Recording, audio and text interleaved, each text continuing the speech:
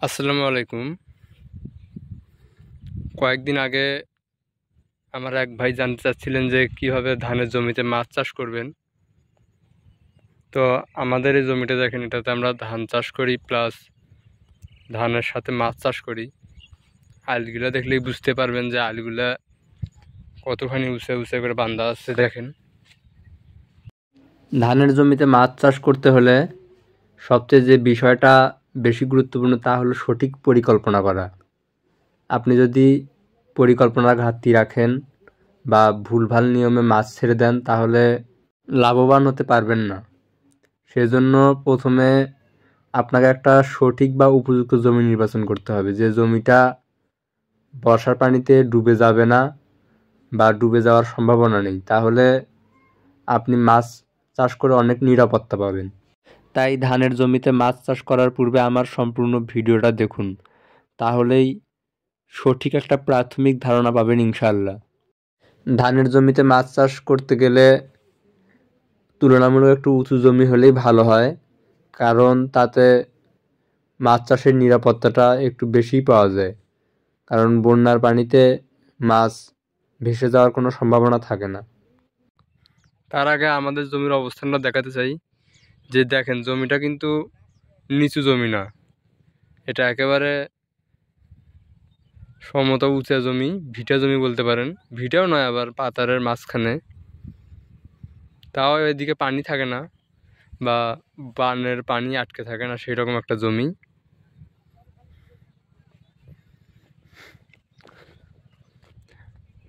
আজকের ভিডিওটা একটু লম্বা হবে, কারণ এখানে পোনা মাছ কীভাবে ছাড়বেন তার বিস্তারিত আলোচনা করব। যে আমরা 8-10 বছর মাছ চাষ করলাম, প্রায় প্রত্যেকবারই খুব ভালো মাছ পাইছি। আমরা কীভাবে পোনা ছাড়ছিলাম সেই বিষয়ে আজকে আলোচনা করব। প্রতিবারই আমরা মূলত এই ধান চাষ করি, সাথে মাছও চাষ করি। ধানের সাথে মাছ চাষ করলেও পোনা মাছ আমরা অনেকেই দেখলাম যে পোনা মাছ ধানের জমিতেই ছেড়ে দিচ্ছে, যেটা ভুল পদ্ধতি। আমরাও প্রথম দিকে এরকম পোনা এনে ধানের জমিতে ছেড়ে দিছিলাম, কিন্তু মাছগুলা টেকে নাই। তার কারণ হচ্ছে এই যে শেষ সময় ধান পাকার আগে আগে ধানের নিচের পাতাগুলা পচে পচে যায়। যখন জমিতে পানি থাকে পাতাগুলো পচে পচে গ্যাসের সৃষ্টি করে। আর ছোট পোনা মাছ গ্যাস সহ্য করতে পারে না, যে কারণে পোনাগুলা মারা যায়। তো পোনা বাঁচানোর জন্য আমরা এই যে এই কানিটা দেখতেছেন, ওই যে পাশেই বোরিং আছে, মূলত পানি ওই পাশ থেকে জমিতে প্রবেশ করে। তো এখানে আবার 25-7/15 হাত এইরকম একটা জায়গা রাখতাম এই কানিটায়। এই এই জমির এই কানিটায় লম্বায় 25 হাত, খাটো পাশে 15 হাতের মতন একটা জায়গা রাখি। ওই জায়গায় ধান চাষ করতাম না, আলাদা করে এরকম আরেকটা পার বাঁধ দিতাম জমির, এই যে এই মাছটা দিয়ে এই পাশে যায় ওই পাশে যাইতো। প্রায় 2 শতকের মতন জায়গা করে নিতাম আলাদা করে। ওই জায়গাটাতে 8,000-এর মতন তেলাপিয়া মাছের পোনা রাখতাম। আর আমরা মূলত তেলাপিয়া মাছই চাষ করতাম। পানি যেহেতু 3 ফুটের মতো থাকতো, তাই তেলাপিয়া মাছ ছাড়া অন্য মাছ তেমন একটা ভালো ফলন পাওয়া যাবে না। ভালো ফলন পাওয়া গেলেও পানির অভাবে বা কম পানি থাকার কারণে মাছ বড় হলে মারা যায়।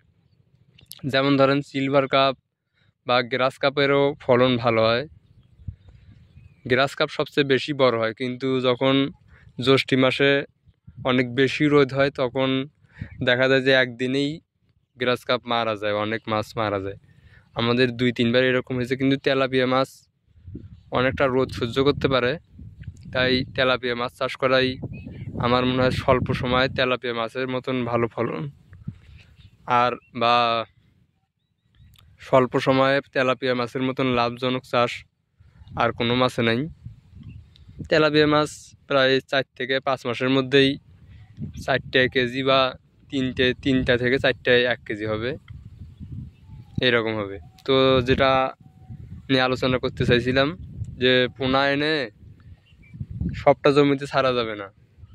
ধানের মধ্যে পোনা ছাড়লে গ্যাসের কারণে পোনা টিকবে না। ধানের মধ্যে আপনারা অন্য মাছ চাষ করতে পারবেন, যেমন বড় কার্পু বা কই মাছ ছাড়তে পারেন। এই দুই প্রজাতির মাছ ধানের মধ্যে অত্যাধিক পরিমাণে পোনা ছাড়ে, বিশেষ করে কার্পু আর কই মাছ। যদি এটা আমাদের 30 শতক জমি, এটাতে 10 কেজির মতন কার্পু, 5 কেজির মতন কই ছাড়ছি। প্রতিবারই কই ছাড়তাম।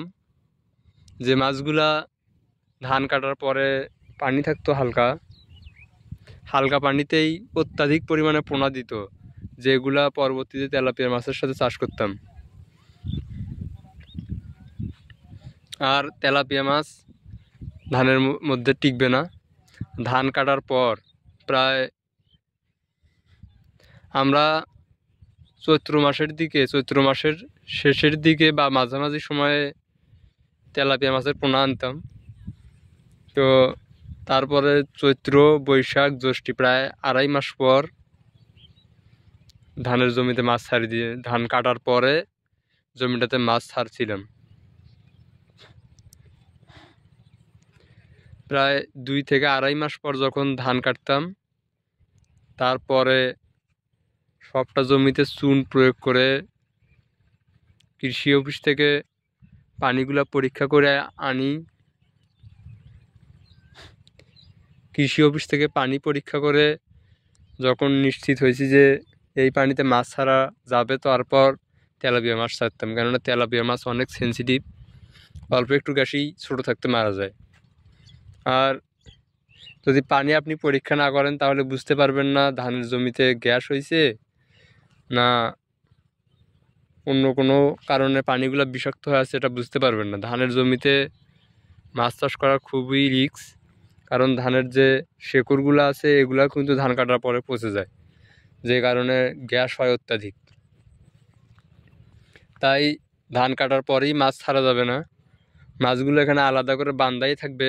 মাছ ঠিকই বড় হবে, মাছকে খাবার দিবেন, মাছের বৃদ্ধি কমবে না। তখন 2 থেকে 2.5 মাস পরে মাছগুলা যখন অনেক বড় বড় হবে, একটা করে মাছ প্রায় 30-40 গ্রাম করে হবে, তখন আপনারা মাছগুলা সবটা জমিতে ছেড়ে দিবেন।